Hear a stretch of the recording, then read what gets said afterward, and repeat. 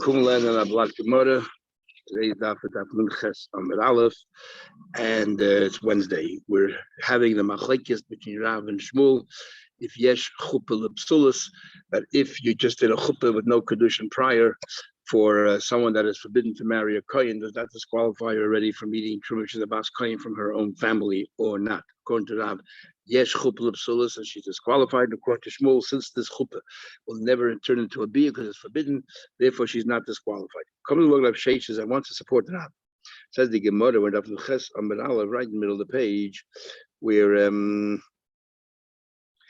Amalan Rav Sheish is about 23 lines on the top of the page. Second word of the line. Amalan Rav Sheish says, he was illuminated to us from the Mishnah, and I will illuminate you, I will support the Rav. Now, why? That yes, chuppah lepsulus. In the following Mishnah in Seita, I'm going to prove to you there's a chuppah lepsulus. Now, the three didn't have to know about Seita. So Seita is a woman that was alleged, that was warned by her husband she shouldn't be discreet along with a particular person, and that's called kinui.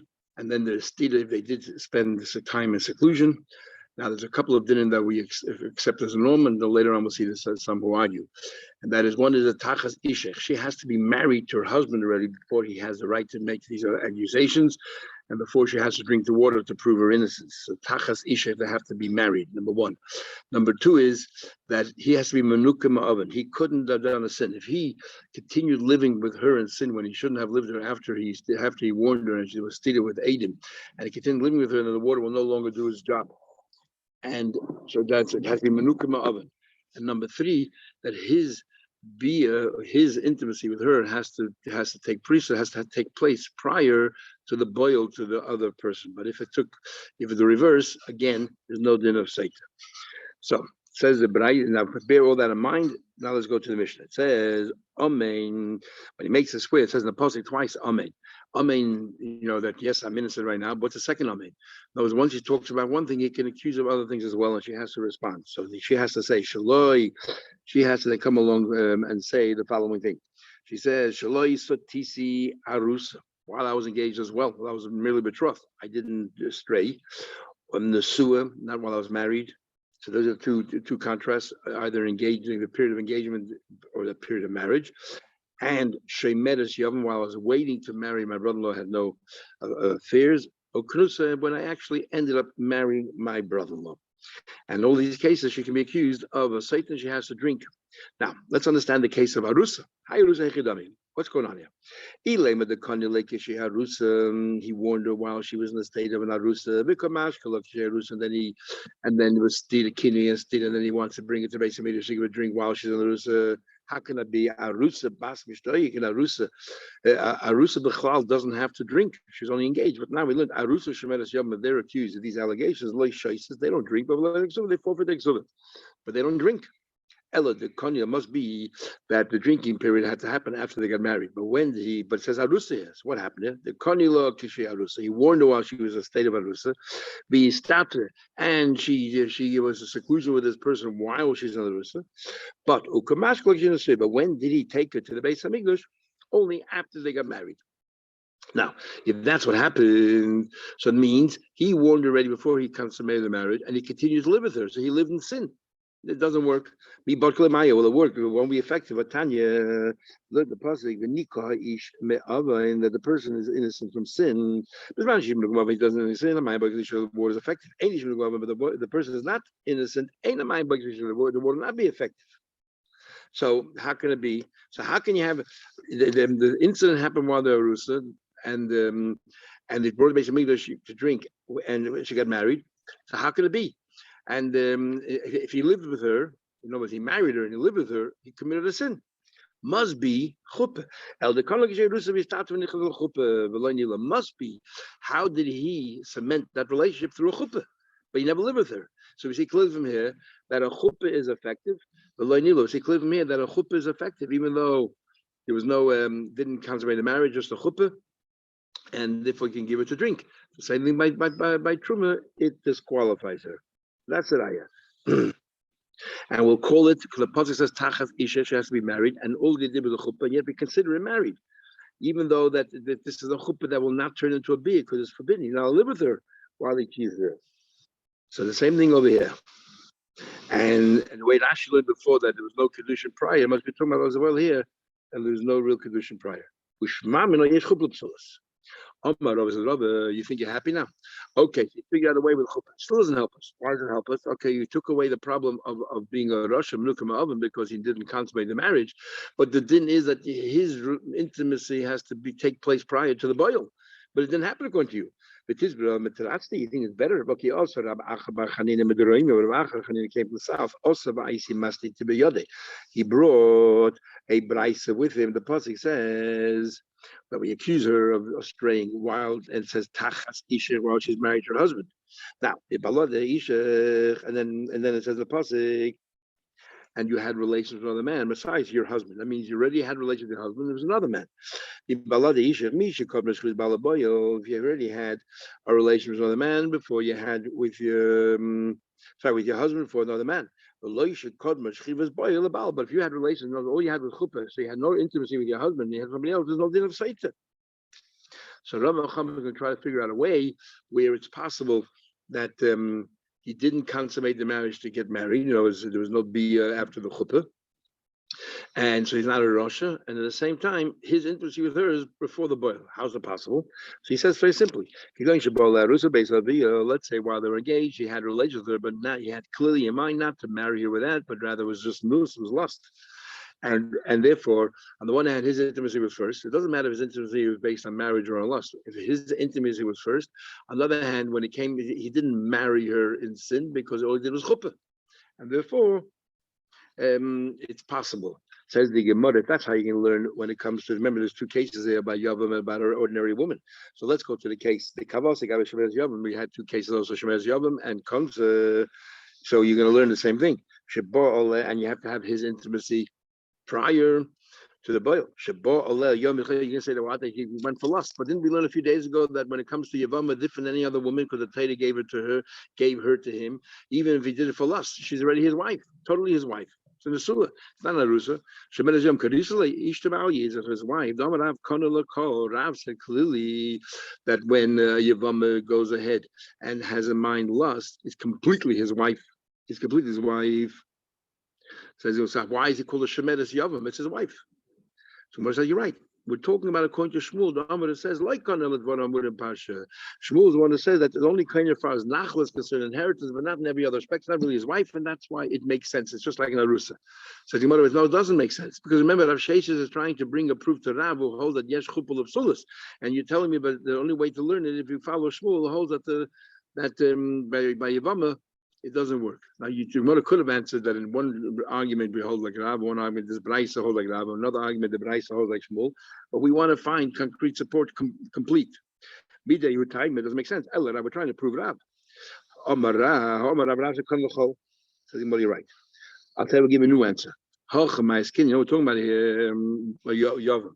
We're trying to work about Yavam as well. On the one hand, that he had intimacy with her prior, and yet it's not his wife. Going the other b'maimer. Let's say Rashi gives a two shot in the Gemara. One is he made a maimer with her, and Beisham follows Beisham. Beisham holds that if you make a maimer, it's completely your wife, and it's completely your wife. She's no longer Yevama. You took away the zika because now it's your wife. So then, if he had lust with her, he's not kind to her. It's no different than any other arusa.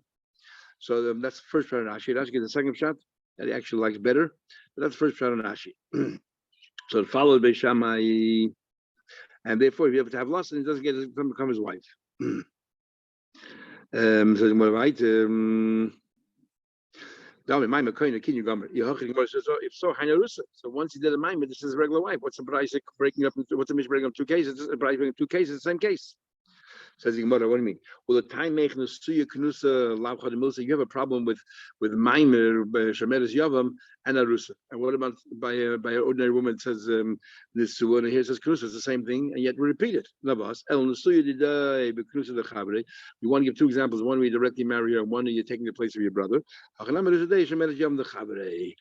other psharnashi is that maimer is kind, and now you step in your brother's shoes. So your brother's relations with her is considered your relation with her, so therefore you already had relations with her prior to the boil. A Papa comes along and a Papa says, no, he says that the principles that you're asking from, this price doesn't hold to them. Hi Tana, this following Tana, the Tanya holds, Ein mekanin lo larusa lahashkoisa kisharusa. He said that you cannot be mekana an arusa to make a drink. He says, you can. He said, well, if she did any activity about Rusi, you can't ask any questions. But afterwards, when you see you could, then you're living in sin. So you're living in sin. He doesn't care that if you go ahead and he doesn't hold his menukim oven business and so on and so forth. So it's talking about here. You warned her because of the Braisa, the Mishnah here, Braisa here, from Arusa. You warned her. The Mishnah. You warned her when she's in Arusa, and you married her, and afterwards you had relations, and then afterwards she had stira. So and you gave her a drink, and this Tana holds doesn't matter. Says in Moravite, or another answer, no. Arusa is talking about you accused her, you married her legally, and you had your deal before, and you didn't do anything wrong. You didn't warn her. You only warned her afterwards after you married her, and so on. Don't seclude with that person. But once you make us swear that, you have gilgal shvua. Once you throw one shvua on, you can already roll other shvuas as well. But see when we get there, we'll see traces of the whole discussion whether it's Matayim and the Rabbanan and so on. And how do you know? Shalach Rav Chanina Mashmei Rabbi Yechanan comes along now in the Gemara. Chanina said the name of Yechanan. Ha'oisa, an interesting thing. Ha'oisa maimer b'yevemtoi. If let's say there are a few brothers and one of the brothers go ahead and give a maimer to his sister-in-law, now mehatayda, the maimer is meaningless. Matayda, she's bound to all the brothers. Midrabanan, she can no longer marry any of the other brothers, only him. So ha'oisa maimer b'yeshle. So therefore, there's a pending Easter here in the Bia. Is a afilu who koyin, even though they're all koyin, kehenes, and she's a kehenes, poslim and atuma. She cannot eat truma until they actually get married because there's a pending issa on her to live with any other brother. Mataydi, she can live with all the brothers, but Rabban, she can't live with all the brothers. So therefore, there's a pending issa with Rabban in here, and therefore she cannot eat truma until she finally consummates and marries one of the brothers, or the brother gave the man. The man. Who are we talking about? You want to say we follow the mayor said that even just kedushin disqualifies her from being truma. But when did the mayor say this? Talking about a pending issa deraisa, talking about grusha, a divorcee to a koyin, or an almana to a koyin gadol. When the mayor to be absula, mederaisa. When there's an issa deraisa pending, she said she disqualified truma. Aber midrabanan. Me Amar. But the Sachakal is Rabban in this case, for example, once you gave a Maimon some Rabban, that the other brothers cannot marry her. Who said that may would hold that in this case it's Asi? Who said in this case would be disqualified being Truma? The Ella, Rabbi Loza, Rab Shimon. Obviously, you follow Loza Rab Shimon, right? Who, but it doesn't make sense. Hamadach, they say, we did Kiddush Mateda. And there's an Isa that I said, they're not worried. And Isa, they are worried. How should it be absorbed that I said, Achla, the Rabbanon, boy, that's what pending Isa Rabbanon, they can say you can't eat Truma. Ella, so we want to change it around. Modifies what he said. Ella also Ravin, when Ravin came along, he said a little bit different than Chanina. He said, also, but this he said, if you made a maimer in Yevamos Daf, even though the Nisa Rabbanon is only Nisa Rabbanon, therefore, right now she can continue in Truma. Yes, like a chol. But if one of the brothers is a chol, which mahatoida, you're not allowed to marry the chol, baskoyim. Everyone holds einay cheles. Everyone holds that that you're not allowed to eat. Everyone holds you're not allowed to eat. Whether you follow the Yechon or whether you follow the Shlokish, yeah. Let's say she's a bas koyin. So now the brother who went ahead and did the maimer was a koyin kosher, so everything is all right. But nevertheless, she's also tied mahatayda to the brother who's a chol, which is possible, which would passel her mahatayda. A chol marries her, she's disqualified for ever marrying a koyin again. So that everyone agrees you're not allowed to eat, even Rabbi Loza Rav Shimon. Yeah, why? Because when does Rabbi Loza Rav Shimon machshir only by a kohen gadol because he can provide for other women, but this kohen chol cannot provide for any woman. Because a kohen chol is like a zar, and so he passes her. He's like nechel. When the machlekes, not like get machlekes is a drabbanic. He gave a get to the woman. And the question is, he gave a get. Would he be able to provide for others? Is Rabbi Yochanan Amar Chelos? Rabbi Yochanan says that she can eat because only a pending Issa the Rabbanon, therefore why she should be disqualified, like we said before. The Shlach says, even a mayor says generally there's a pending Issa already disqualified now. The Ein Chelos Hani Mishtamed will be absolved than Isa. How the Rabbanon Ochli can eat, and the Shlach is from Ein Chelos should not eat. I feel the Rabbanon Rabbi Shimon Amar Chelos. Because even Rabbi Shimon said that normally you can eat honey, you know why? Because he has the power to provide a truma in other instances. Over here, because he cannot feed her in any way, in another way. Because where else do you find a precedence that you give someone a get, and then the kohen can continue giving a truma if you're divorced? So you can't give a truma. Doesn't have the power to give her after a get to give her truma. Says yes, it is. What happens if, let's say she's a bas kohen, she goes back to family. If you give a bas kohen a get, you're a kohen, give her a get, she now goes back to family, she can continue eating. So there is a case where you give a get and you continue giving truma. Gemara says, no, over there has nothing to do with you. Forget. When you gave her a get, she severed all the ties with you, and it's the reason why she can eat because of her family. She goes back to her original family, she's related to them. In this case, you gave a get to Rabbanon, I'll tell you, it's still attached. Where do you find a precedent that you can go ahead and give her a truma? Therefore, everyone would hold that in this case she's disqualified. Says Gemara, have an interesting discussion here. The Mishnah says this Armalu and this Garshu, well, let's say she became a widow, she divorced. If she was married to someone who's puzzled, then she's puzzled forever. If she's only engaged, and everybody would agree with a mayor that once she's severed her ties, she goes back to normal, she can go back to her family and eat truma. Says the Gemara, or marry another kohen. What about kohen gadol shekidish esaktana? A kohen gadol has to marry a psula. So the pasuk psula ba'am of yikach. So he got engaged to her while she was psula. But then what happened was, what happened was that she became a begera, she became an adult while they were still engaged. The question is, when we say a kohen gadol should marry a psula, someone should get engaged to a psula or actually marry a psula? Do we say boss and let me look at the time to get married, or boss is the time to get engaged? Amalei, he said to him, to Nesua, he said, well, we actually lived in the Mishnah. It says in the Mishnah, it's Armalu, we had this yesterday, 2 days ago. To Nesua, we learned this Armalu, she was widowed and his guy was divorced. Minhan, if she was married, so she's disqualified forever. In Edis and Sachakal, all they were engaged is Shadis, is kosher. So what do we see clearly from here? So we see that when does a kohen puzzle? Only when they get married. So therefore, that's the pivotal moment. The pivotal moment is when they get married. So it has to be psula when they get married, and if not, it doesn't work. So when it says in the Torah, he has to take that the kohen's main focus is the time of Nisuyin. So we want her to be a psula at the time of Nisuyin, not enough to be at the time of Edison. So the Gemara, to turn a woman is kosher to marry kohen, and turn into chalala, convert into chalala, transform into chalala. Everyone agrees it has to happen only through bia. There's no question about it. The bia of Mishaveh chalala is the bia that turns into chalala. Kima boile. My question is, the pasuk says, "Who isha b'psula?" He should take a psula. But why is the word isha? It seems to be redundant. Mike, we'll come back to the isha b'psula yigil because they say isha. My kicha. The kedusha being the kicha say being instead of yikach. We usually remember we learn kedusha yikach isha. So yikach can talk about kedusha. So what does kicha here mean in the Torah? Does it mean kicha of kedusha, or does it mean kicha of the nisuyin? Amalei, he said to him, "Hanaminis." We learned. Let's another example. A kohen, God does not marry widows. What about a kohen hedyed? Got engaged to a widow. And if he's married to a widow, there's nothing to talk about. His wife and became a kohen gadol afterwards, okay. But if he married, he got engaged to a widow, and then he became a kohen gadol in between. Is he allowed to then continue with the marriage? Edith is almonim, and his man is a kohen gadol. He got engaged with almonim, and then he became a kohen gadol. Yichna, he's allowed to marry her. So we see clearly from here that what the focus is at the time of engagement. Taisa finds it odd. Here we're saying definitely it's a time of engagement, and the top of the page we said definitely it's a time of marriage. Anyway, as a shiny husband, the case of almana is different. Why? It says a pasuk by almana.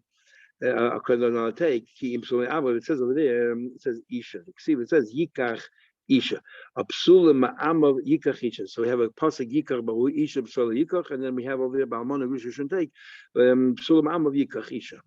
So because it says Yikach Isha, and this Isha is extra, so we dash now what that if you got engaged to her as a Kohen Hedjit, you're allowed to continue to marry her. Says the Gemara, Nu Hachanamik Isha. So also by Psula says Isha, to say the same cheshbon.